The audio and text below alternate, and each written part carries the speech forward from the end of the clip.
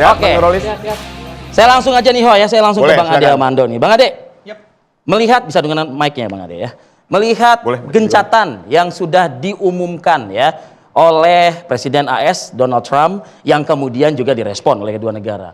Anda punya satu keyakinan atau optimisme nggak kalau misalnya ini benar-benar gencatan atau ini cuma hanya permainan Donald Trump semata?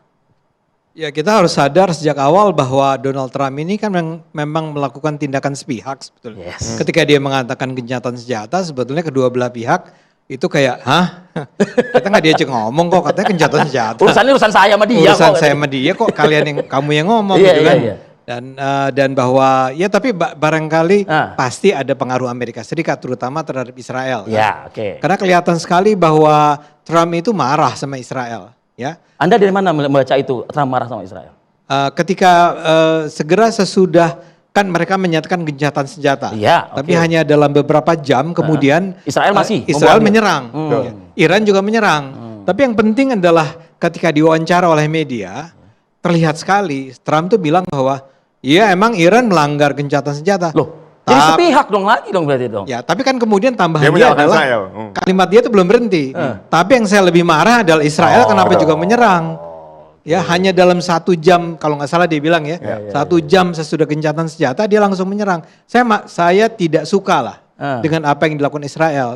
Jadi kelihatannya Amerika ini, Trump ini memang ya berbagai analisis kan mengatakan bahwa sebetulnya serangan dia ke Iran itu lebih teatrikal, nggak serius-serius amat. Kan Amerika menyerang Iran, ya.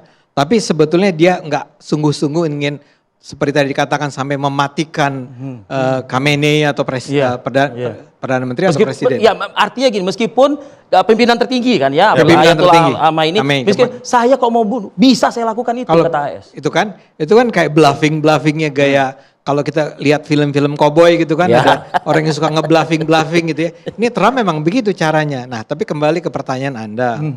Saya merasa bahwa bahkan Iran itu belum terima. Ya.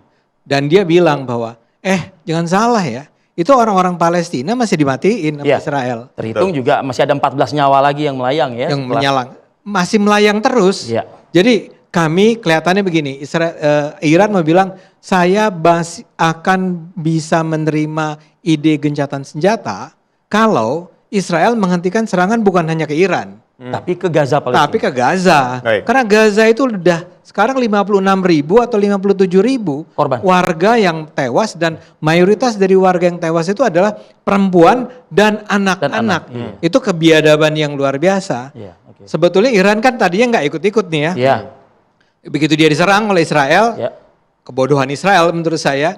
Israel tidak pernah menyangka barangkali bahwa Iran itu ternyata sekuat ini ya.